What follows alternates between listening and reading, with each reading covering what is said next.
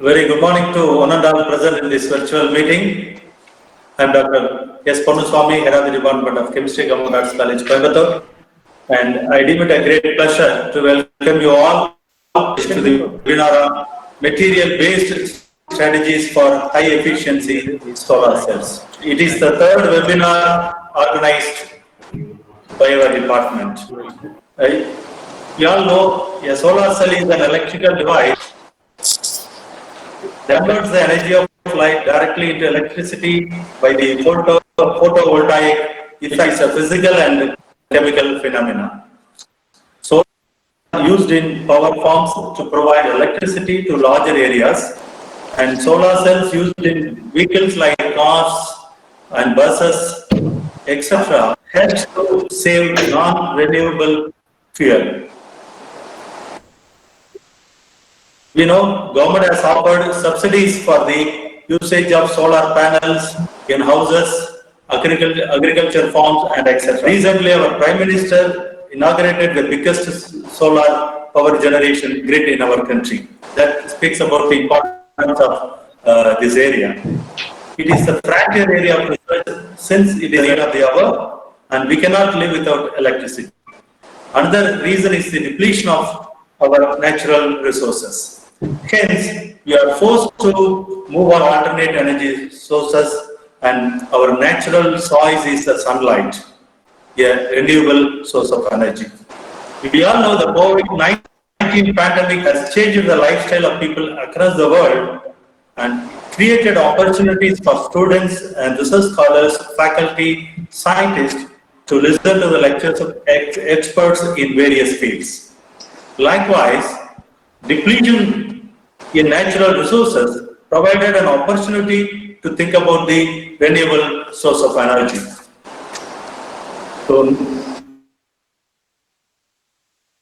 So our chief guest and resource person and our friend Dr. K. Rajasekhar, Head Department of Nanotechnology, Anna University Regional Campus, Coimbatore. Welcome, sir. Thank you, sir. Thank you. He is an expert in this field of solar cell. And we also thank him for immediately accepting our invitation. I welcome our beloved principal, Dr. K. Chitra Madam. He is always supporting us for any kind of academic activity. Welcome, Madam. I extend a warm welcome to faculty members, scientists, research scholars, and students across India for spending your valuable time with us this morning. I also welcome our own faculty members, scholars, and students. My special thanks and congratulations to our organizing team members, Dr. S. Vijay Lakshmi, Dr. A. Ramasubbu, and Dr. N. Velmani for their interest and great effort for the success of this webinar. They already organized one webinar. This is the second one this team is organizing. And once again, I welcome all the participants gathered in this virtual meeting on behalf of our department and the organizing team. Hope this session would be helpful to you all.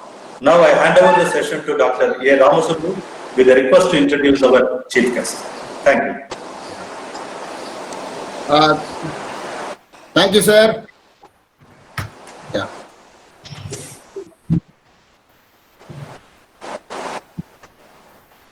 Okay. Yeah.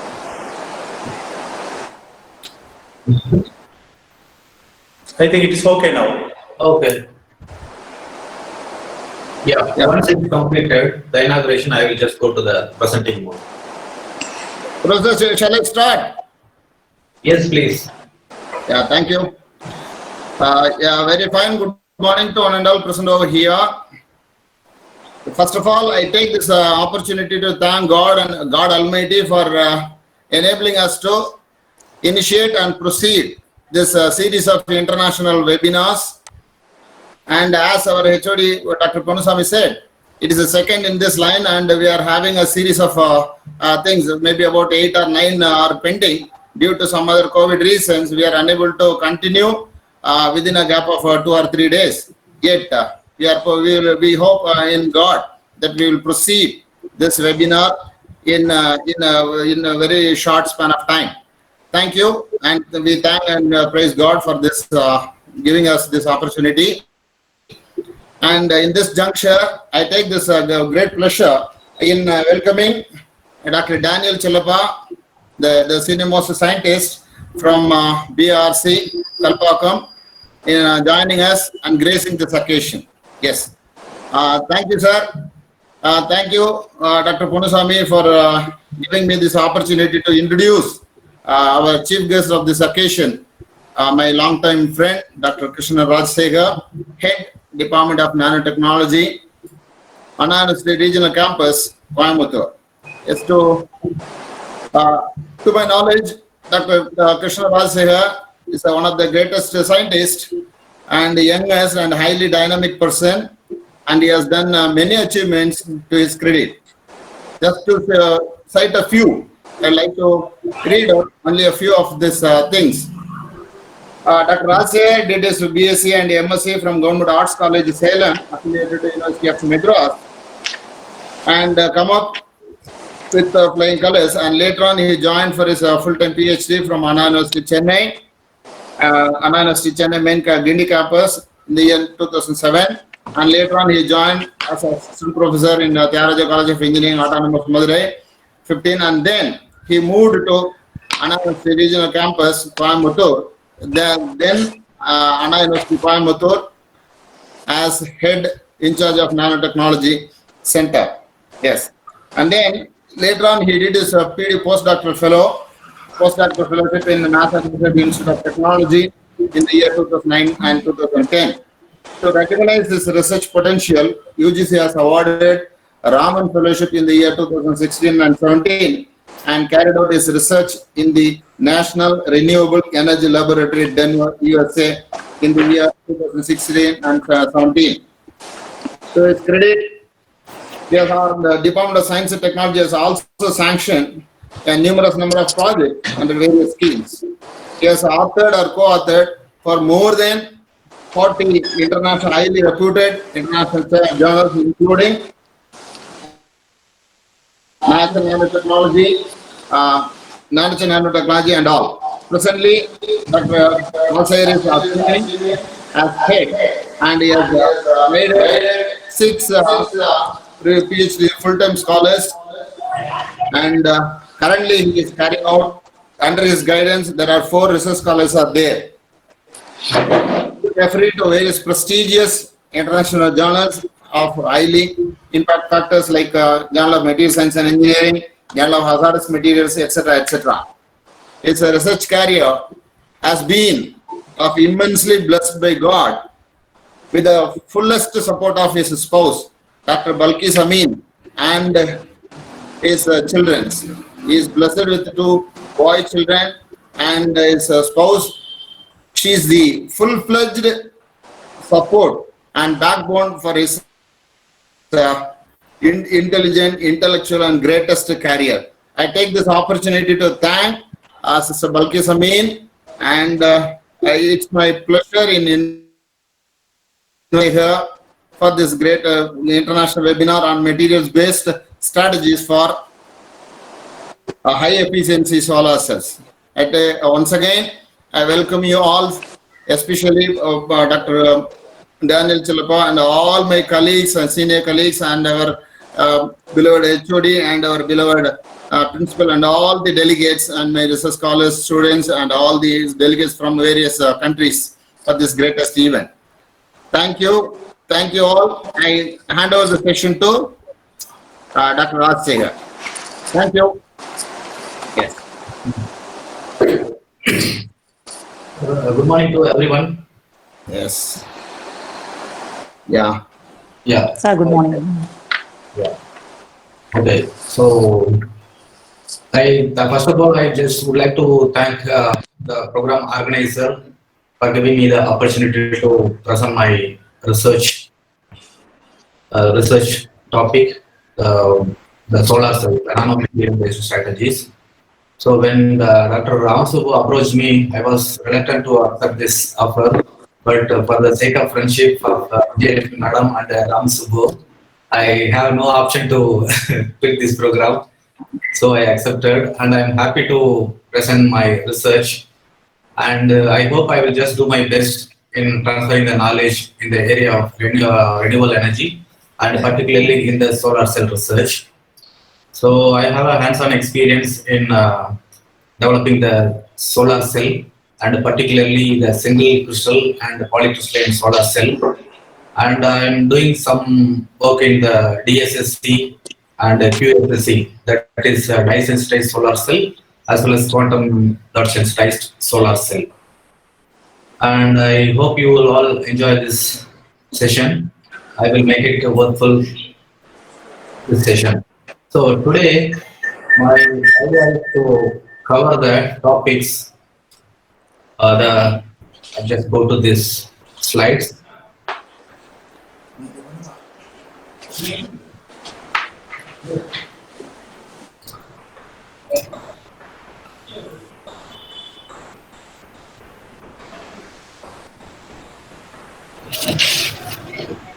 Yeah, I think everyone's seeing the slides, I guess. Yes. Yeah, thank you. So the Yeah, the materials, videos. the materials, the topic, the materials will improve solar cell efficiency.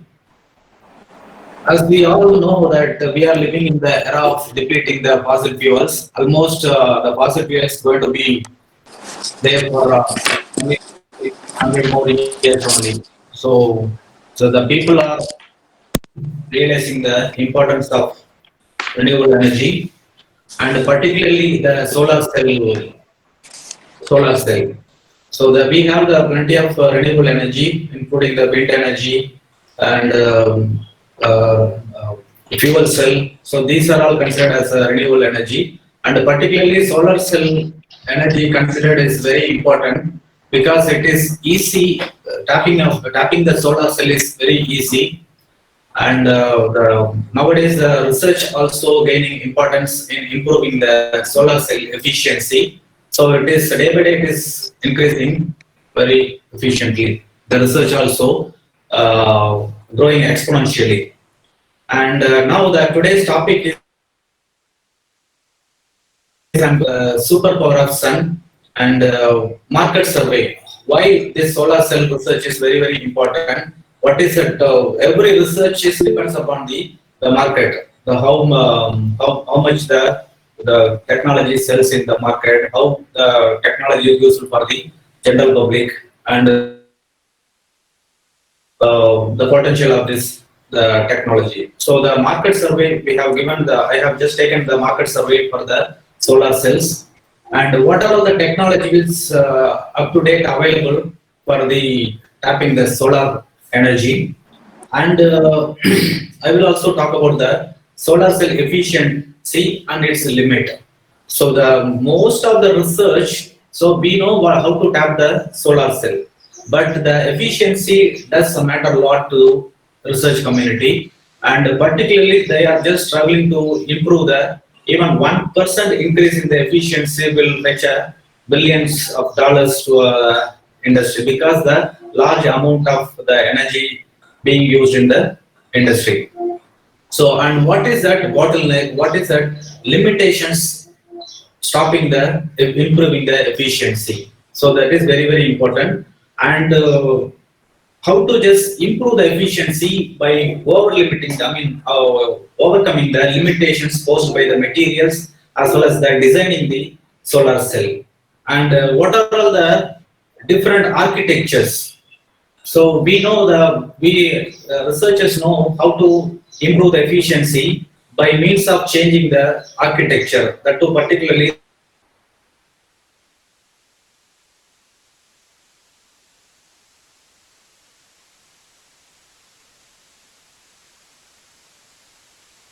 research.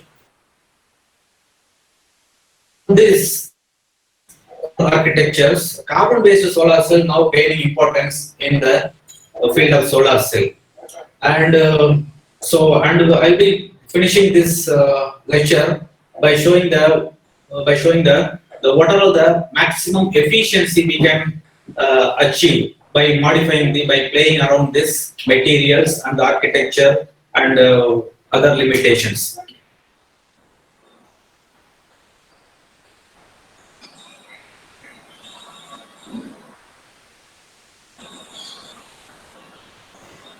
Yeah. So we all know the superpower of sun. So we every day we are just feeling we are not feeling we are enjoying, and we are just cursing the sun for the each and every activities. And this is the simple the data which I present to you to realize the power of sun. So the sun continuously delivers the terawatts of powers, and human civilization produces and uses energy currently at the rate of about 13 terawatt.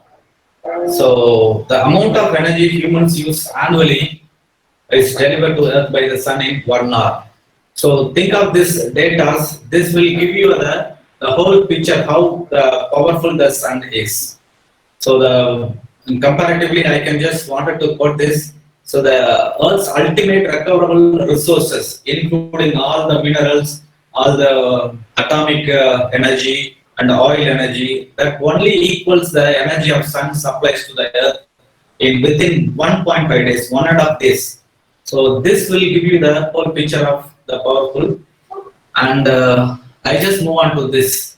So what is important? Why we need to consider this solar energy? So 1 kilowatt of photovoltaic system in each month prevents 300 pounds of carbon dioxide from entering the atmosphere. So think we are, the Delhi is the most polluted city because of all the conventional fuels, and it reaching the limitations. And the another point is, so we are preventing 150 pounds of coal from being mined. So 1 kilowatt PV system usage, and it keeps 105 gallons of water from being consumed, and it definitely keeps away the nitrous oxide and sulfur oxides from being released into the environment. This is from the source of the fossil fuels. So the main problem with the fossil fuel is the carbon dioxide, nitrogen oxide, and sulfur dioxide. So these are all the benefits, total environmental benefits. Apart from the source of energy, we are just also protecting the environments by means of getting all the benefits. That only the 1 kilowatt. So think of that. Now we have the capacity to produce almost up to the June 2020. We have the capacity installation up to 35 gigawatts. So think of how much we are contributing to the environmental health. So we are doing good compared to the other world, rest of the world.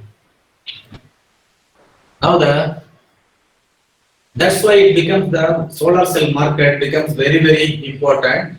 And these are all the technologies, the total technologies available in our hand.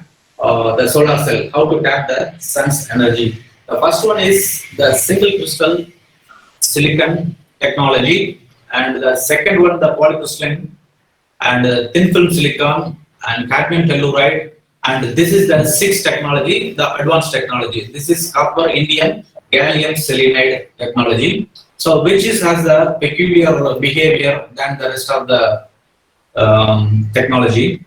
And finally the dye-sensitized polymer, nano and hybrid. We are just playing a lot with these materials to tap the sun's energy. So considering this, among this the single crystal, polycrystalline and the thin films, and unfortunately the dye-sensitized solar cell and the quantum sensitized solar cells shows a very less energy, but still the people are working on to improve their efficiency.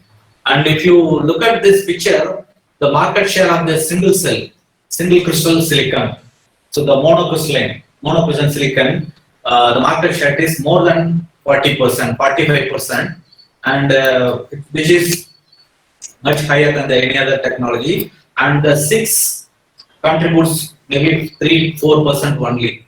And this is now the past decade, comparatively it is increased, that is 7% it reached the 6 technology.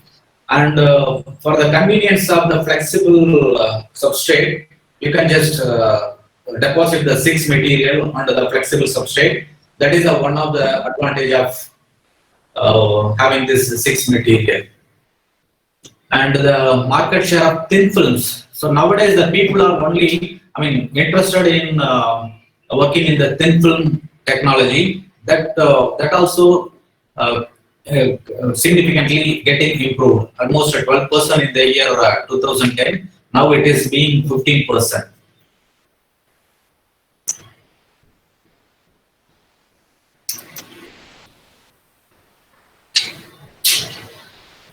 And these are all the guys who are playing a major role in producing the solar panels. And if you see that picture, you can just see that 53% of the solar cell producers, 53% of solar photovoltaic panels manufacturer, only 10 peoples, and 47% of the solar panels are made by the rest of the countries. So rest of the world. And this one, the Sharp and the Q cells are the highest producers of the solar panels. And the Q cells producing a much higher efficient single cell solar cells. And these are all the countries who are contributing the preparing the solar cell. It is very unfortunate that India doesn't have any role to produce the photovoltaic panels. You know why? Are we online, sir?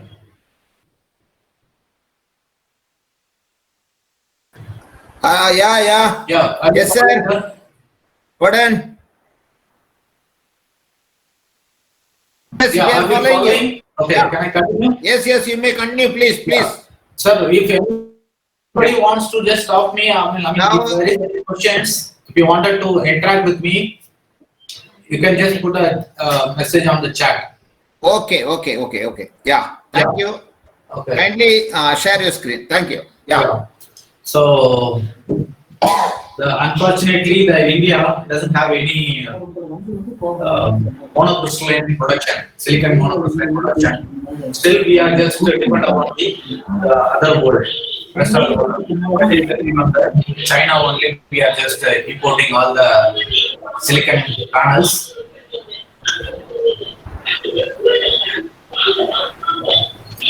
And now, we have classified this solar cell, particularly the majority of the research is, as you know, that the 45% of the market share goes around the first generation cells, the single junction silicon solar cell.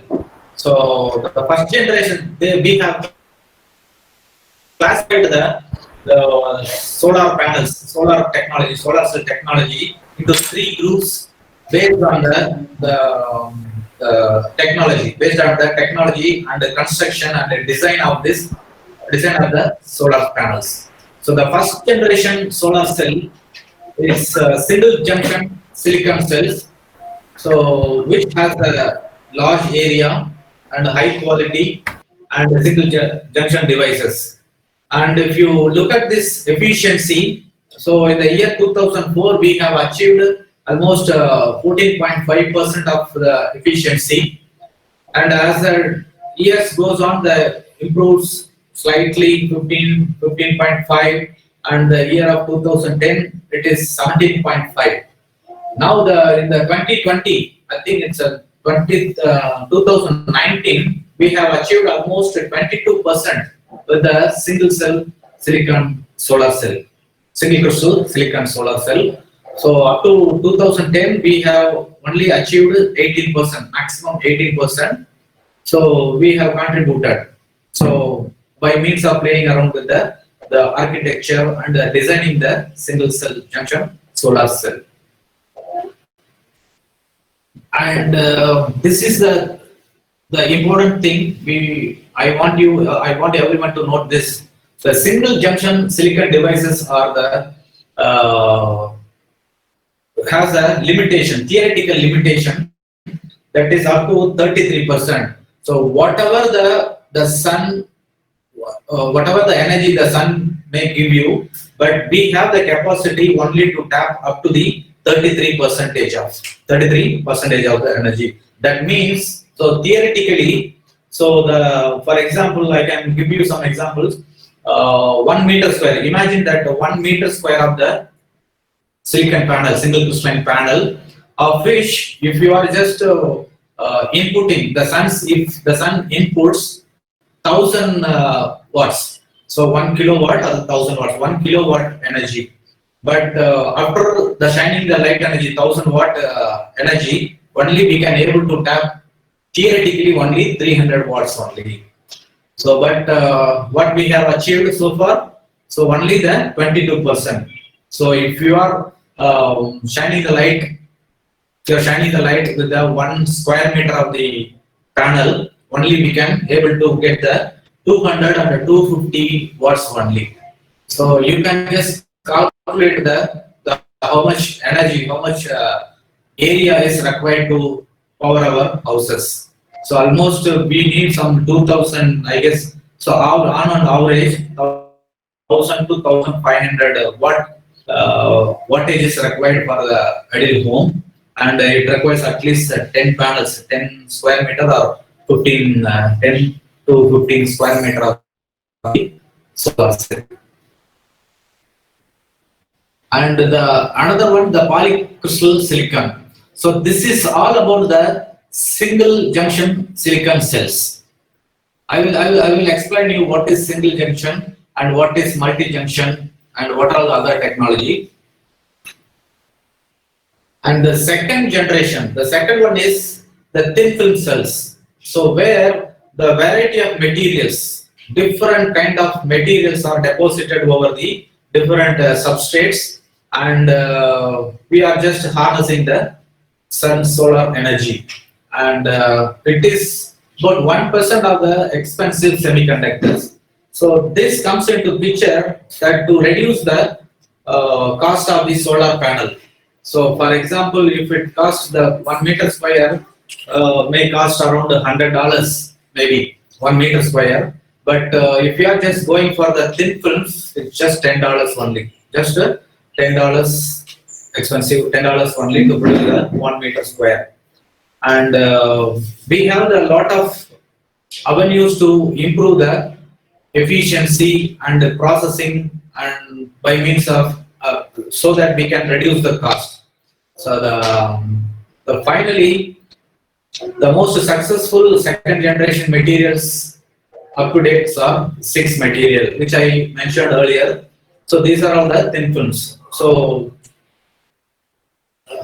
these are all the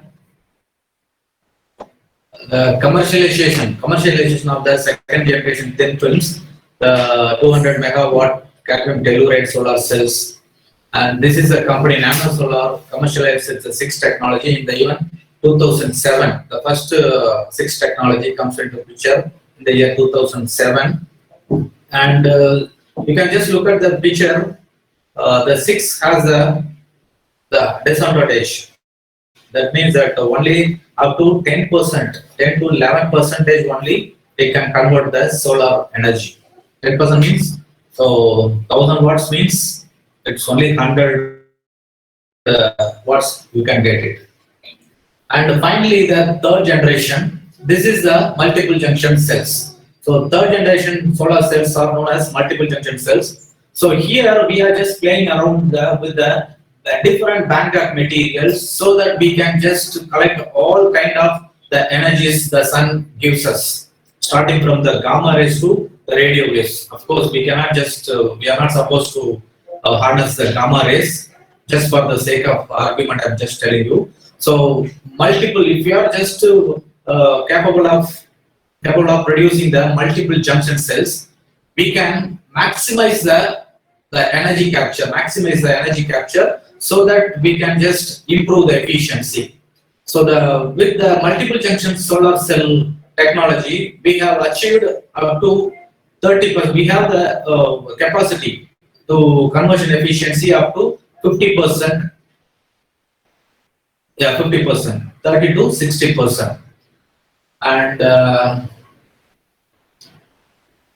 so approaches, by changing the approaches to achieving these high efficiencies, including the use of multi-junction photovoltaic cells, and another one is concentration of the incident spectrum and the use of thermal generation by UV light to enhance the voltage and carrier collection. So this I will just talk about the little bit later. And finally, so we have really achieved, some of the companies achieved the 30% efficiency, real 30% efficiency, and lab wise they have demonstrated up to 45%. But we have the target research.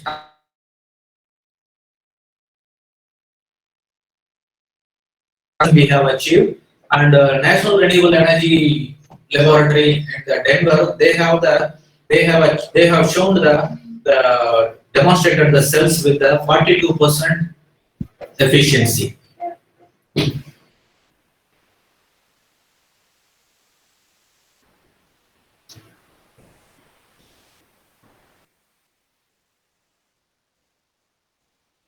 Just a minute.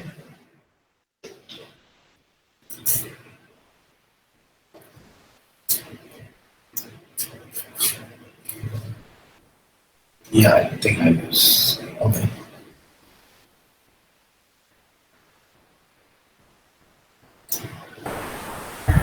Rajsekhar? Yes. Yeah, please, hope your mic is unmuted. Can you unmute and talk? Yeah. Thank you. Yeah. Yes, You hear us? Hear me, sir? Yeah. Yes. Okay.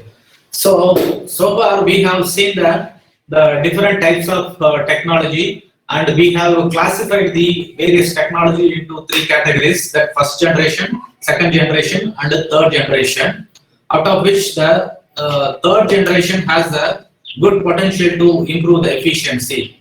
So now when we talk about the efficiency, so these are all the theoretical limit, theoretical limit set by the William Shockley and Hans Weiser. They have established the theoretical efficiency limit of 31% for the performance of solar cell.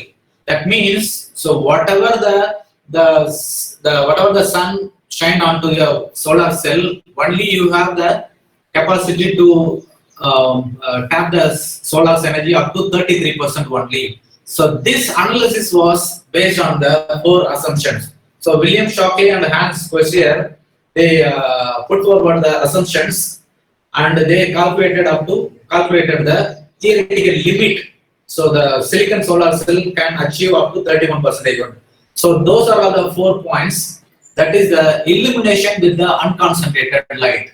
So nobody gives importance to the concentrated light or the intensity of the light, anything. Just the normal light, daylight was considered, and a single PN junction. At the time of 1961, only this technology was there, the single PN junction.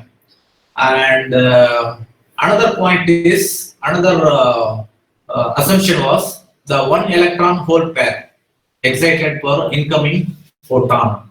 So at that time, they considered that each photon only generates a one electron hole pair only. But nowadays, we have just achieved with the materials that the single photon can generate many more. But at the time, they have considered only a photon can just release only one electron and one hole only.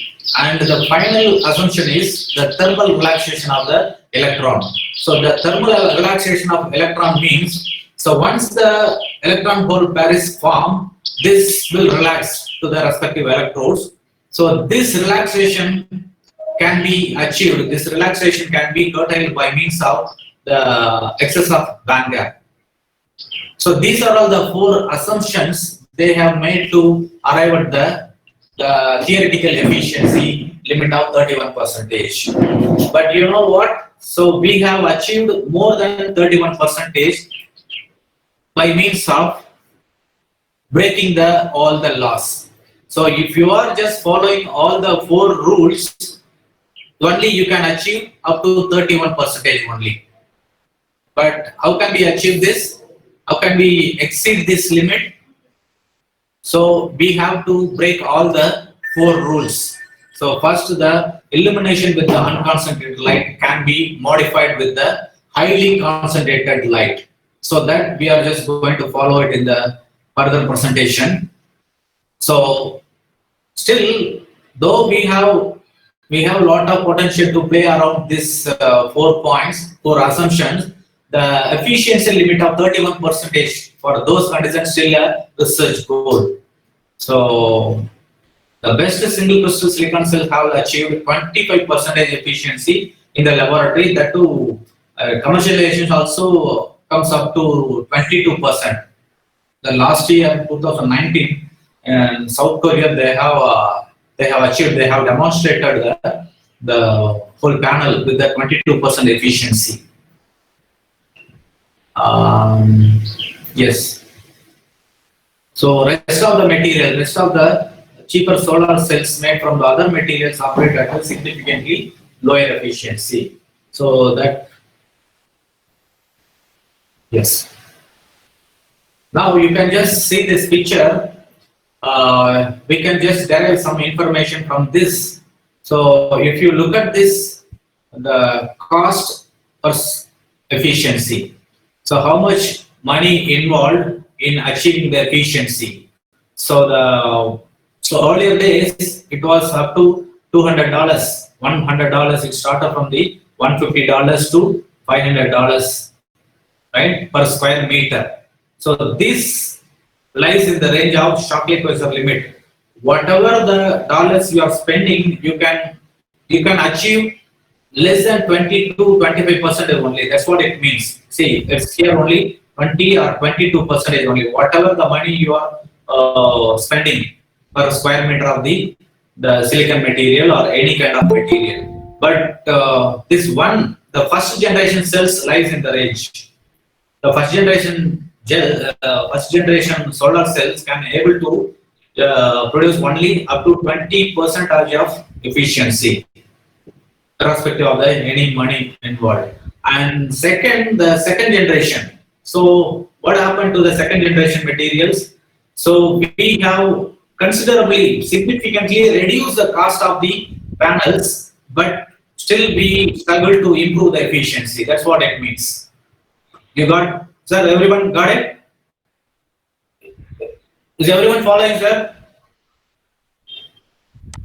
Hello?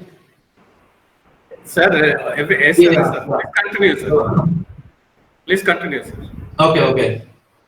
So, Yeah, if there is any problem, we will intimate you, sir. Don't worry. Okay, I'm just seeing my presentation only, so I'm not watching you. Yeah. So I have a doubt whether I'm just talking to you We or have instructed the participants to mute the audio as well as disable the video, so you may not be able to visualize them. Okay. Thank So you. okay, I'm happy. So considering the second generation material, so we have significantly reduced the cost of the solar panels, solar cell, and but only we can achieve up to 15 or 20% only, not even 20% efficiency. But look at this, the red area.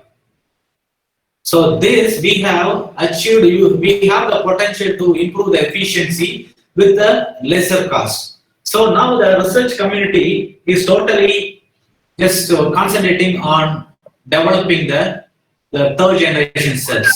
The third generation cells means multiple junction solar cells. The first generation single junction, only we have only PN junction only. And the second generation is so totally for the thin film material, and the third generation it's a combination of 1 and 2, so that we can just improve the efficiency to the maximum level. And the cost also it goes around less than $100 only.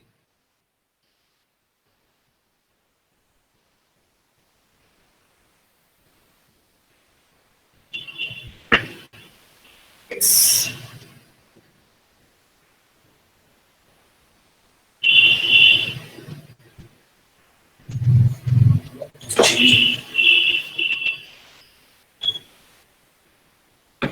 Sorry, 1 second.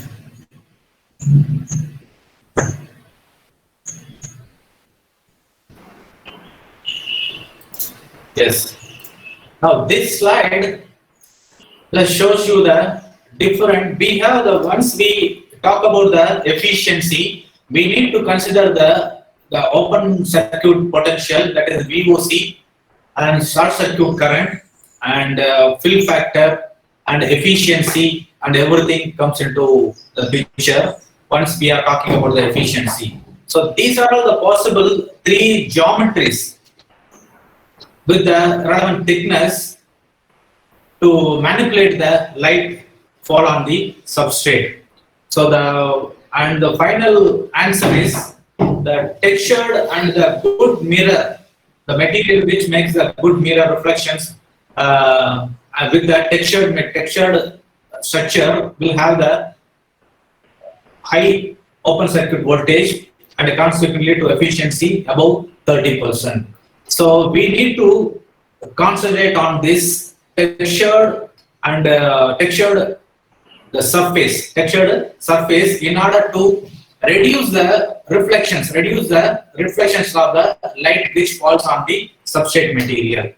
So that can be achieved up to the 500 nanometer thickness, and you can just see the picture, 500 nanometer thickness and 1 micron and 10 microns. So these are all the different things, and how we just improve the efficiency. Look at the picture, the efficiency is just increased.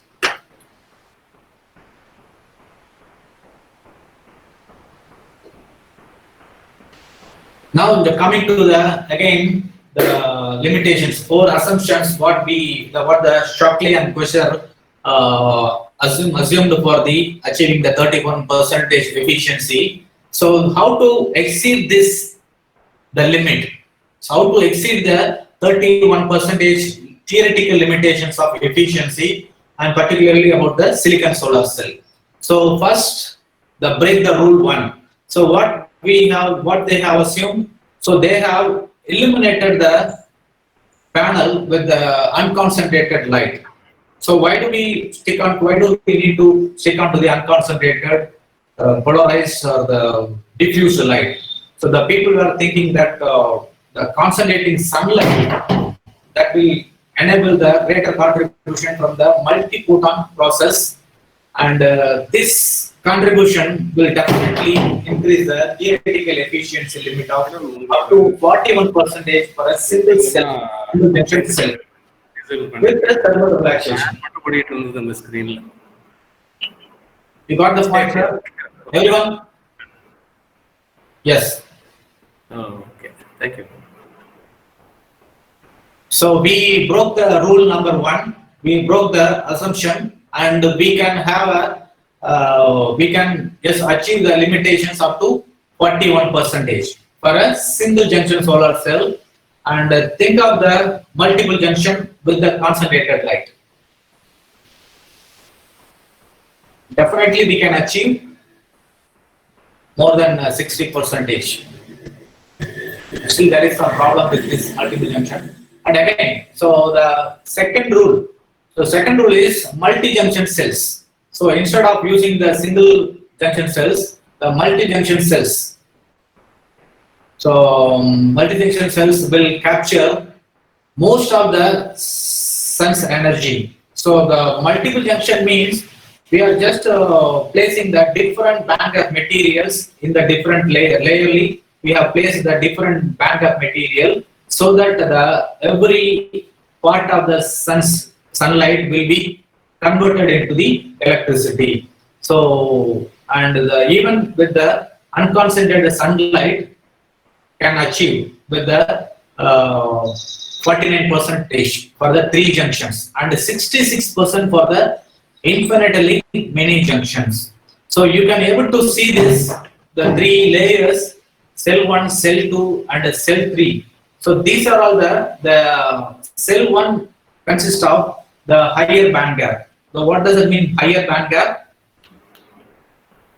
It can just mostly higher band gap means it can just capture the high energy photons, and the second cell does the job of capturing the energy belongs to the much energy relates to the second layer, and the third cell means another junction. So we are finding the material, respective material or the corresponding material to harness the energy which is not covered by the cell 1 and the cell 2. So the cell 3 captures the least energy light, and the cell 1 captures the high energy light, and the second cell the relatively lower energy, and the third. So at the end of this process, so mostly we will just harness all the energies given by the sun, and thereby we can improve the efficiency up to 66%. Do we have the, can we just place, anyone? You are following me? Hold on. Yeah, we are following you. Can you repeat the question, please? Yeah, can we just place more than 3 cells? No, Is there any limitations in placing the number of cells in order to use the multiple junctions? no, it's not possible, sir. It's not possible? I hope it is possible. Like, Yeah, it is possible, sir. It is possible. That means, so how many materials, how many junctions with the different band gaps? Junctions means different band gaps.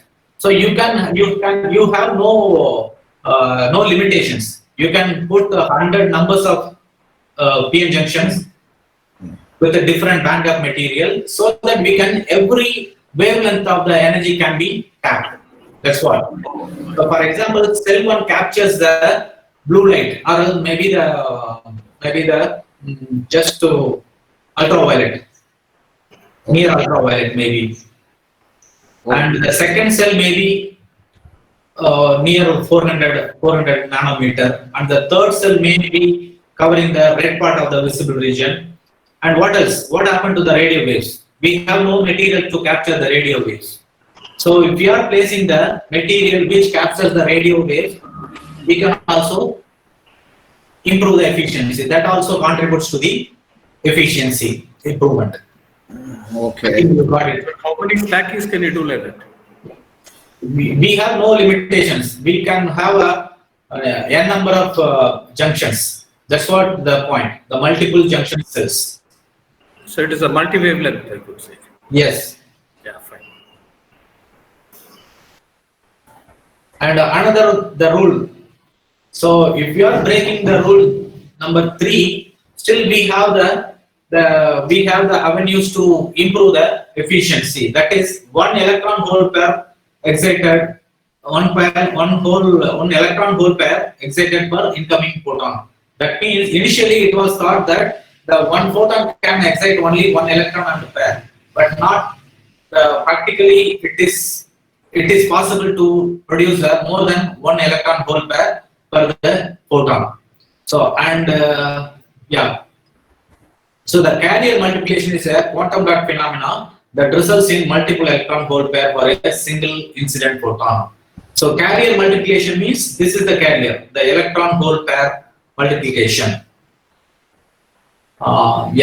So this is what I discussed. In the bulk semiconductor solar cell, when an incident photon excites a single electron hole pair, the electron hole pair energy in excess of the band gap is likely to be lost to the thermal relaxation. So whereas the nanocrystals, most of the excess energy can appear as an additional electron hole pairs if the nanocrystals can be incorporated in the solar cell. So this is where. So this is how the carrier multiplication takes place, and particularly the nanocrystals of lead selenide, lead sulfide, cadmium selenide generates as many as 7 electrons per incoming photon. So this is the beauty of the material choice. So if you are carefully choosing the materials, you can just generate as many as 7 electrons per one incoming photon, and think of this efficiency improvement. So you can achieve a lot more than what we are now. Yes. So this will give you a lot of avenues to improve your play around with the efficiency. Can you And say- what about the, yes, someone has the questions? Okay, I'll proceed. And there is a significant obstacles to achieve this, the multiple electron hole pair generation. So apart from this, we have the another 3 points. That means that we cannot attach wires to nanocrystals the way we do to bulk semiconductors. That's one of the biggest problem. So theoretically and practically, we can deposit anywhere the nanocrystals into the panels, any of the substrate materials. But the thing is to collect the generated electrons. To collect the generated electron, we cannot just, most of the generated electrons will just gets relaxed without attaining the contact, electrical contact. That means it is really, it is tough to, maybe nowadays it is possible with the carbon nanotubes. So earlier it was not there, but we have the good materials. So the nanocrystal can make the good contact with the nanotubes, carbon nanotubes. And collecting the electrons from billions of tiny dots and putting them into one currently is problem in nanoscale engineering. That one, no one has solved yet. But nowadays it is there.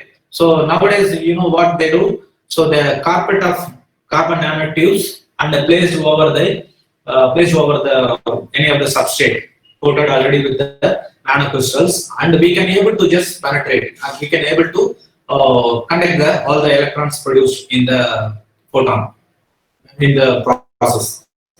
And the second challenge is separating the electron from the holes. The job normally done by the space charge at the p-n junction in bulk solar cells. So this is one of the important phenomena in achieving the good efficiency. That is the separating the electron. So once the light is shine on the panel, that means the p-n junction, the electron hole pair will get generated, and the generated electrons and holes has to be separated, and it has to reach the respective electrodes. So the electron goes to the positive electrode, and the respective goes to the hole goes to the positive thing, the negative electrodes. So this process is very much challenging. So that is very big challenge, and people are playing a lot with this. Fetching all the produced electrons. So these obstacles can be overcome by the practical quantum dot cells.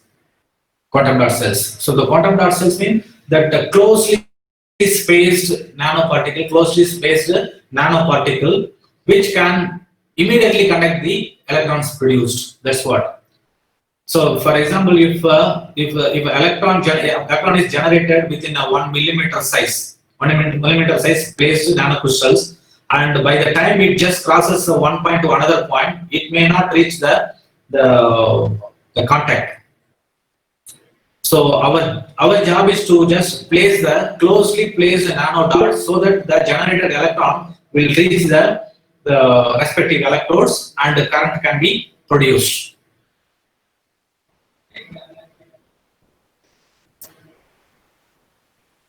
And the final rule to break is the hot electron extraction. The hot electron extraction means, so once after producing the electron and the hole pair, it has to be extracted. It has to be connected to the contact point, so that we can just achieve the efficiency. So that's what I mentioned. The hot electron extraction provides a way to increase the efficiency of nanocrystal. Not even a micrometer or the few nanometer. The electrons can be allowed to travel within a 100 nanometer distance. So if we are just having the technology, if we are capable of producing the technology to tap the generated electron within the 100 or the 50 nanometer, we can achieve the good efficiency. before they have time to relax, thermally relax. So, and femto laser, another technology to break the rule is femtosecond laser and the X-ray techniques can provide the necessary understanding of the ultra-fast decay process in the bulk semiconductors, and their modification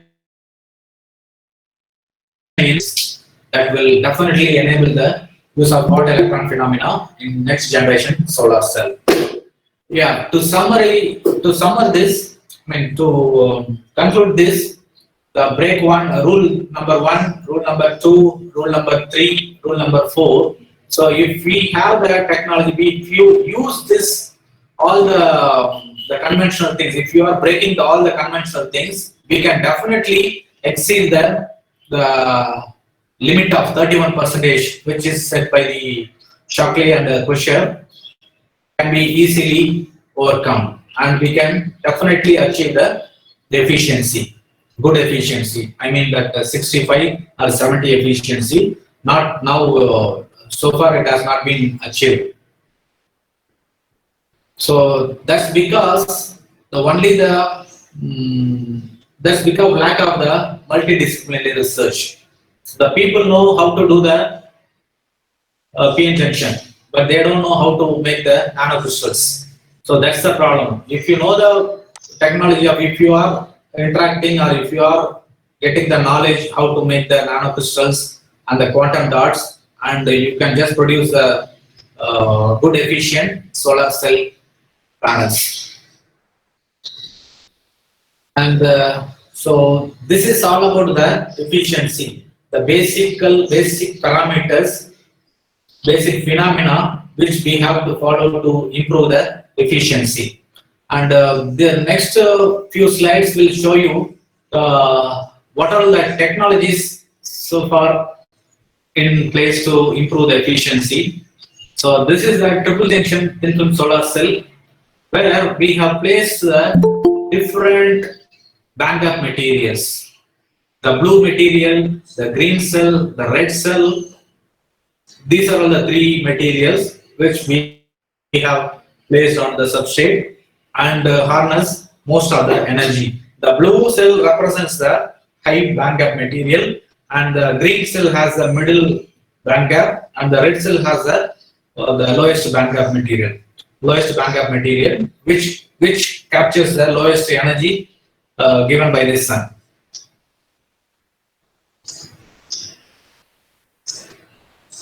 And apart from this silicon solar cells, we have the technology, other technologies. As I already mentioned, the dye-sensitized solar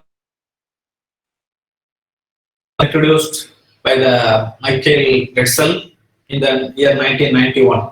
So they have, these are all the design of the dye-sensitized solar cell. So we have the contact and the transparent conducting oxide and transparent semiconductor, where the dye and all the promoters and everything is there.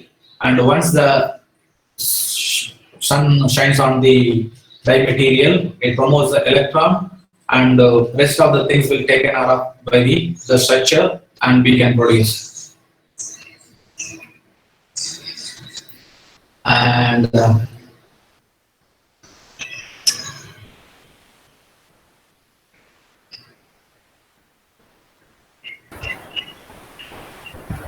Rashir sir? yes, Yeah, you may proceed. yeah, I am. There are a few questions also. Yeah. I will answer these questions, and also some in YouTube there are several questions are there. Okay, definitely. Yeah. You want me to answer now or once after completing? No, only at a later stage, just for the reminder I am telling you. Okay. There are certain people who are following you in YouTube also. Yeah, Okay, thank you. Yeah. And the next one, the organic polymer solar cell. We have no limitations in choosing the material.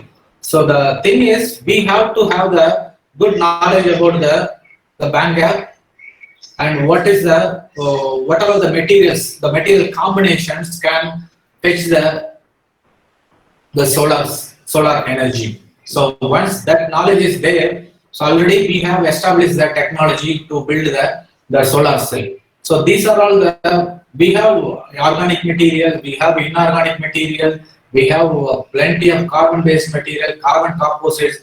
People are crazily just behind these materials to produce a different band gap so that we can just harness most of the sun's energy. For example, the polyphenylene vinylene, copper phthalocyanine, so and the carbon fullerenes. So we have, once you just go through the literature, you have plenty of materials which we have no time to just cover it up. For the example, I'm just giving you few materials. You can just, if you are interested, I can give you some of the review articles. You can just follow it up and you can take the lead and you continue your research in the field of solar cell. Yeah. The problem with the rest of the organic and the polymer solar cells, it can work, only you can achieve up to 6% efficiency. So it has its own disadvantages, but still some of the applications requires, some of the application needs this kind of materials and this kind of solar cell architecture. So yeah, that's what it means. And the nanowires, so as I already told you, the architecture, design architecture also plays a major role. That means that hot electron extraction. It means the hot electron extraction means, so once after you producing the electron hole pair is generated, it has to be reach the contact point. It has to reach the contact point so that we can just completely achieve the efficiency of the particular material. Even just designing the more than designing the material with the aim of producing more number of electrons per photon, maybe 5 electron hole pair per 1 photon. If you are not designing the architecture in such a way to just conduct this electron to the respective electrode, it's a waste of design. So in such a way you have to design the solar cell. And mostly the nanowires are made of different kinds of semiconductor materials, with particularly the 3,5 material and 2,6 materials and a group 4 material. The group 4 materials mostly of the silicon. This comes under the silicon. The silicon comes under the group 4, and 3,5 materials and 2,6 materials. These are all the good combination of semiconducting materials which covers most range of the most band gap materials. So which can cover from the far UV to the radio waves. So different combinations have different photovoltaic properties. That means different band gap. And this need to determine which one has to greatest efficiency. So this is what it goes, the nanowires. So nanowires, you can just design the nanowires in a very different manner that I'll just cover up in the next few slides. And one of the bottleneck with the nanowire is the large scale nanowire production becomes a little bit difficult, but now we have the technology to produce a nanowire in a bulk manner, and we have a good role to play with this. Yeah, so this is how we are just designing the nanowire, silicon nanowire solar cell. So think of this. So earlier it was like a layer structure, but now look at this picture. The PN junction is produced in this like a axial manner. So the P material, maybe it's like a core shell structure. So the core is N region and the P region is shell region. So in such a way you can also reduce the traveling of electron to the respective electrodes, so the peak contact. So once after the whole pair electron is produced in this junction, PN junction, immediately it will be collected here. There is no way to just relaxation, no way for the electron to thermally relax it. So it has to reach the contact so that we can just achieve the good efficiency and good current.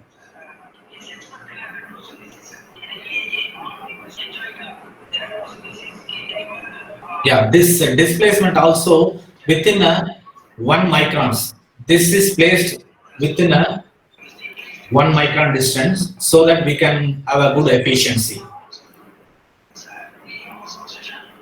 And another way to improve the efficiency is playing around the geometry and the morphology of the different semiconducting materials. One of this is the axial PN junctions, and another one is radial PN junction. So this is axial PN junction. You can just see the pink material as a P and a blue material as a N junction. So this PN junction produces, and this junction with this architecture, with this geometry or the architecture, you can achieve up to 8% efficiency, which is a good efficiency, and enabling the attainment of high open circuit voltage and the integration into multi-junction solar cell. So single thing, this may look so simple, but the incorporating this architecture into the multi-junction solar cell will have a great impact. So that research was really published in the 2004, and it has a good follow-up also. This is the axial geometry, radial geometry. So where we have the P junction and the N junction and the PN junction. So in this region, the PN junction region, the green area, we have produced the whole pair, and once after the whole pair is produced, it has no way to just get thermally goes to the contact and produce the efficiency of the current. And the hexagonal geometry. So this is the geometry. This another geometry is hexagonal geometry, octagonal and rectangular geometry significantly improve the efficiency. So that's what it means. I mean,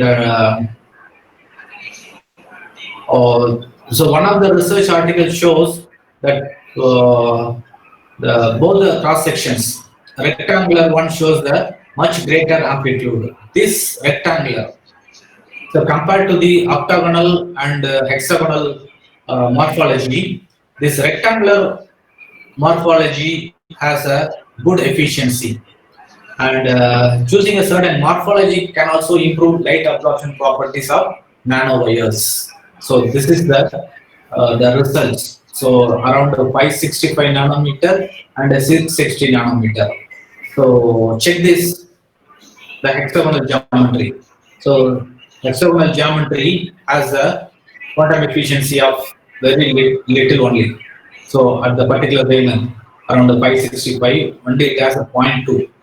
But in the case of the rectangular geometry, you have achieved the efficiency, quantum efficiency of 0.8.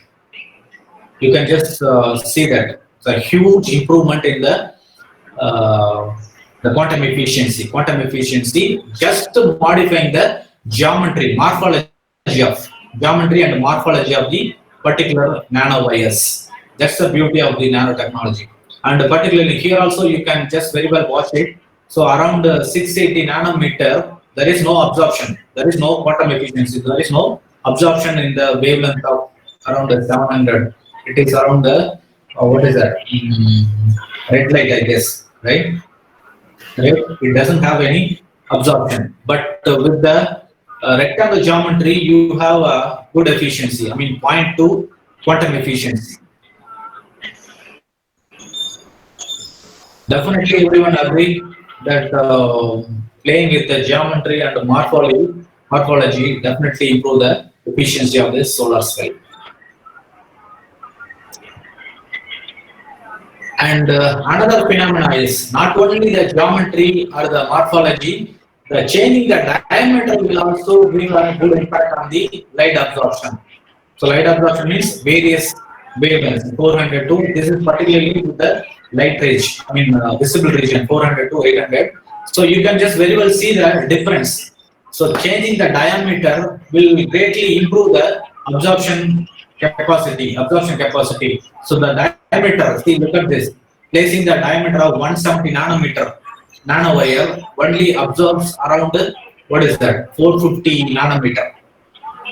Quantum efficiency also 0.7 or something at the peak of 450 nanometer. But placing the 280 nanometer nanowire, look at this.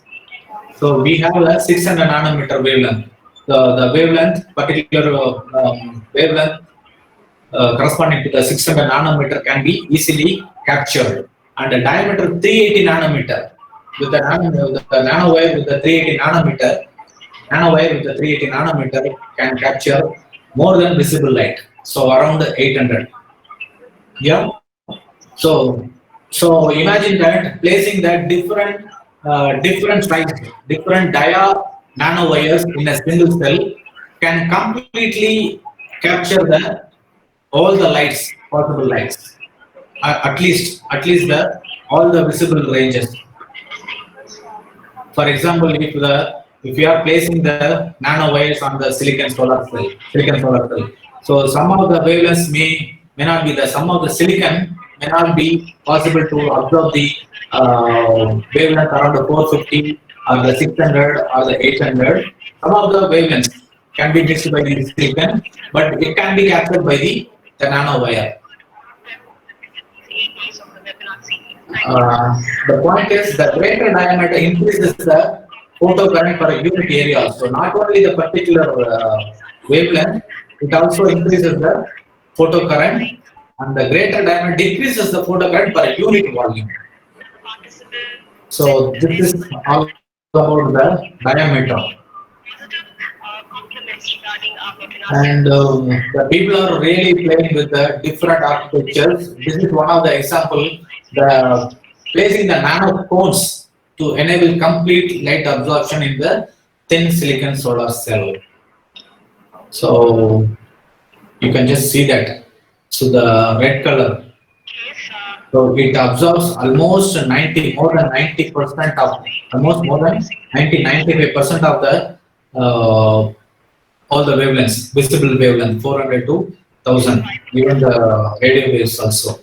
So if you are planning this with the planar architecture, with the 10 micrometer thickness and the planar with the 500 nanometer thick, so you will lose all the absorption. You will lose the light around 400, and you will lose the light around with the planar thickness with the 10 micron thickness. You will lose all the wavelength above the 600, and efficiency also decreases. So this is all about the placing the cone. So this is really possible with the nanolithography. So actually we have created some of the nano cones with the silicon wafer, and we have testified this phenomena also. It really does the thing, and someone in the Nature Communication, they have published the results also. And this is another paper. It is an important paper, so which achieved the indium phosphide nanowire array solar cells and with 13.8% efficiency. So this is also, it's a kind of axial architecture morphology. So look at this architecture. So every pillar, every nanowire has a PN junction. Every nanowire has a PN junction. This is kind of indium phosphide substrate with the indium phosphide nanowire. And recently the perovskites also plays a very major role in improving the efficiency, and particularly in the reducing the cost of the solar cell. And basically the methyl ammonium lead iodide plays a major role, and people are playing around with the perovskite material, with the inorganic perovskites also. So the point is, you have to generate the band gap. You have to tailor-make the band gap material so that you can achieve the efficiency. That's the point. So they have achieved efficiency with the 25%, which is not at all possible with the normal, even single monocrystalline silicon solar cell. So today's silicon technology possible only up to 20%, but the silicon perovskites it achieved almost 25%. It's a good achievement. And see, the band gap can also be tuned from 1.57 to 2.23 electron volt by substituting the bromine for iodine. Simple chain. So instead of iodine, if you are just replacing the iodine with the bromine, you can just tune the band gap. So in such a way, the organic materials and the inorganic materials are in use for the good capture of solar cell, good capture of solar energy. And finally, we have the people are crazily going about the carbon nanomaterials, and they have succeeded without any other materials, only placing the carbon nanomaterial. They have achieved some efficiency, at least they just showed the conversion efficiency of 1.3% efficiency. And still we have something to do with the carbon nanomaterials. And so this is one of the technology available. So this area has to be addressed a lot to improve the efficiency. Initially, they have demonstrated the 1.3% efficiency with the only carbon nanomaterials to be developed. So these are all the different composition of the carbon material, the C60 material and the single wall carbon nanotube, C70 material with the single wall carbon nanotube. So they have achieved the efficiency 0.17, 0.12. So these are all the initial the proof of concept. So we can able to produce a photovoltaic solar cell with only the carbon material, with the carbon nanotube and C60 material, C60 or C70 materials. And yeah, these are all the another type of DSSC and the carbon nanotube solar cell. This is the architecture of different solar cells. If anyone wants to explain, I mean, if you want me to explain, I can just go, otherwise I can just go first. And finally, this is the multi-functions. So Rajshekhar, can you throw some light on DSSC? Road to the higher efficiency. Hello. So these are all the really important materials. They come up with the different bands of materials and place around the substrates, and really they just gained a lot of efficiency. So because the germanium provides lattice match, but the band gap is too small. Will be valuable resource to our participants. Teamwork divides task and multiplies success. Look at the difference. This is a collaborative work of the faculty of Dr. Rajshekhar, can you just brief on DSSC? The previous two slides back, we just can go we back. wish to place What is the latest development that has been occurring in DSSC? participants. So actually, the DSSC, they are now with the plant sources. The people are just collecting the natural dyes and synthetically developing dyes, synthetically organic dyes, synthetic developed organic dyes, and they have achieved up to maybe 3 to 4%. Up to my knowledge, they have achieved up to 5% only. 5% at the maximum. It is never ending. Okay. Just they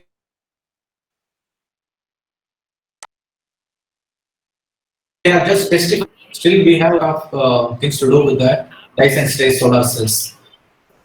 Thank you all for your presence. And finally, the graphene comes into place after the carbon nanotube and the C60 or C70. Why can't we use the graphene? So the graphene with the different doping materials, we have produced the junction, and we have achieved some 8.6 percentage efficiency. So yes. So this one sun AM 1.5G illumination of 1.9%. And the chemical charge transfer doping with the chemical TFSA increases the device up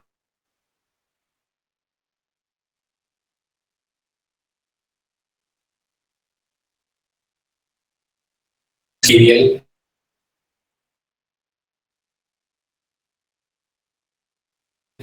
The difference, quantum efficiency of the graphene dope, graphene pristine graphene and the dope. The black one shows the pristine graphene without any chemical doping, and after doping with the TFSA charge transfer material, so we have greatly increased the quantum efficiency with respect to the UV regions.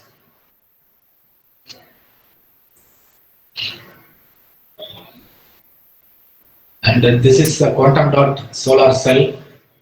See, this is also proved that the graphene on cadmium selenide quantum dot solar cell. So you can just see that the FTO quantum dot and the RGO quantum dot and weight percentage, 2 weight percentage graphene with the quantum dot, 5 weight percentage graphene quantum dot. So almost the titanium quantum dot achieved the good absorption at the range of 400 to 600 or around 700 nanometer wavelength. So rest of the material which is lower, the reduced graphene, always the reduced graphene oxide, is a problem because of the conductivity problem. The absorption is very low.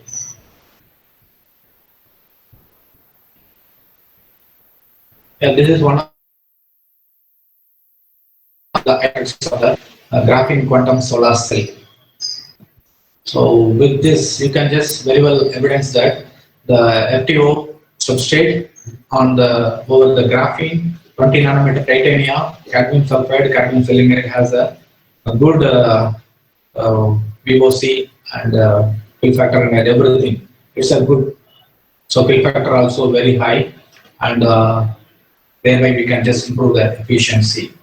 And without the graphene, so we have the lesser current only. You can just see that fill factor and everything gets reduced. So it is proved that the graphene plays a role in improving the current density as well as the efficiency. And yes, this is another quantum dot study. Yeah, finally we have just come to the conclusion. So we have recently we have produced the different different materials. I mean the products are available in the market with the different solar panels. Even the smartphone case with the solar panel is available. No need to look for any power source to charge your cell phones. Like Dr. Ramasubbu is always using the mobile phones. He is always looking for the charging port. Professor, this product may fascinate you. You can just very well buy this product. Hello. Yes, doctor. Yeah, I am listening to you. Yeah. That's good. Ramasubbu.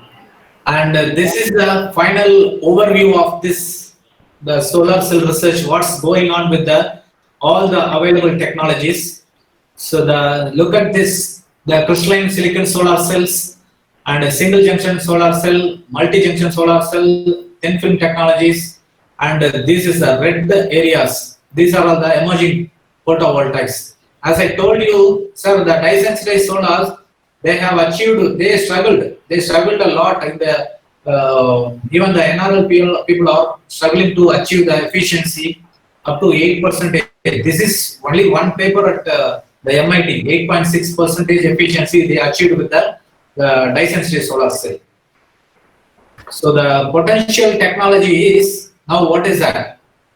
So the multiple junction solar cells with greater efficiency of up to almost 45% efficiency. So we totally rely on this multiple junction cells. So the researchers are advised to go forward about this multi-junction solar cells if you are interested to address the solar cell community. And now the people are only sticking to the thin film technologies, which has also limited potential. And you can think of the 3-junction and 2-junction, 4-junction, or 4-junction or more multi-junction solar cells. Like you can think of doing this. Yes. Now I come to the conclusion. So until now, the conventional silicon solar cell leads a race, but will not take us where we need to go. That means that we need a lot of things to do to achieve the higher efficiency, and particularly the conventional, but the large scale installation will give the solution to the problems. And the advanced and efficient technologies that can take over in the next 10 years. So that's all in our hands, in the researcher hands, and we are still searching new materials. Thousands and thousands of papers are emerging out of this solar cell research by changing the architecture, by playing the different PN junctions, tailor-made the bandgap materials to obtain the better properties. So it is very obvious that the multi-junction solar cells will be light, thin, cheap, and more than 30% efficient, which has whereas the silicon has a theoretical limit of 30%. So the need for efficient technology is driving force behind many recent developments in biology, materials, and especially nanoscience. I hope we have plenty of avenues to play around the solar cell research. I hope continue contributing the research to the solar cell. Thank you for your attention. Thank you, sir. Thank you, sir.